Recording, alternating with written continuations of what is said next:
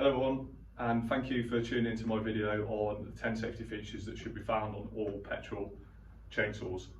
This one happens to be a Husqvarna. It doesn't matter whether it's a Stihl or an Echo or a Black & Decker.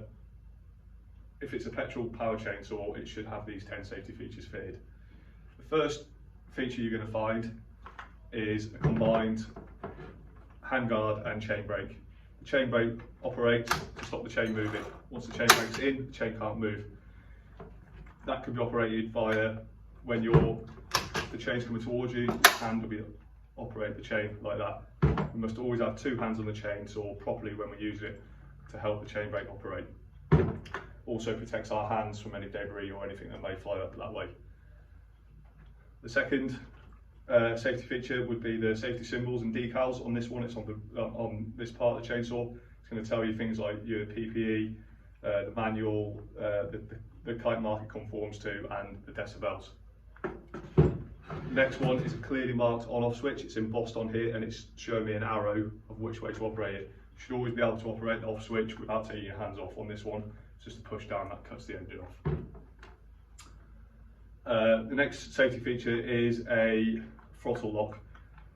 Basically, there's two parts to operate the throttle. If we try and operate the throttle that way, we can't do it. We have to press this lock out here, which allows then the throttle to operate.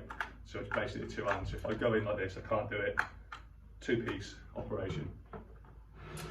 The next one is the rear handguard, which is this part here. This protects my hand if the chain comes off for whatever reason or breaks, comes around here. It's going to hit here. It's going to protect my right hand.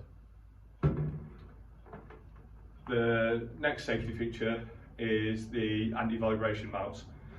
The anti-vibration mounts basically stop the vibration that's created from the cylinder moving, going from the body to the frame of the chainsaw through a series of springs which are located here and underneath on this one. And you can see there how that operates.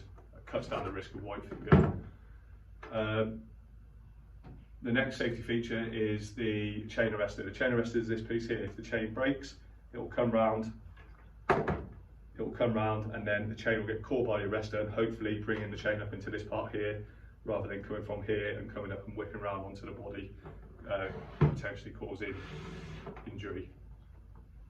The next safety feature is the chain and bar combination with low kickback chain.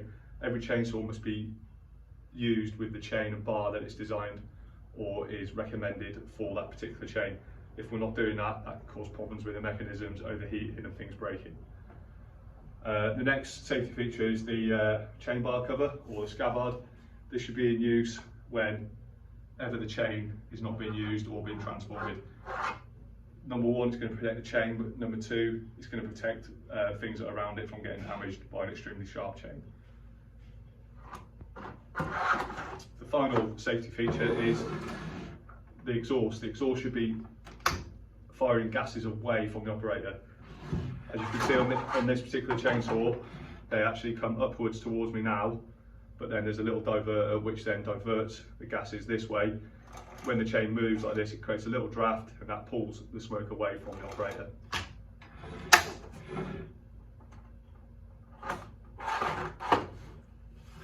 That concludes the video. Any comments, please put them below, and thank you for watching.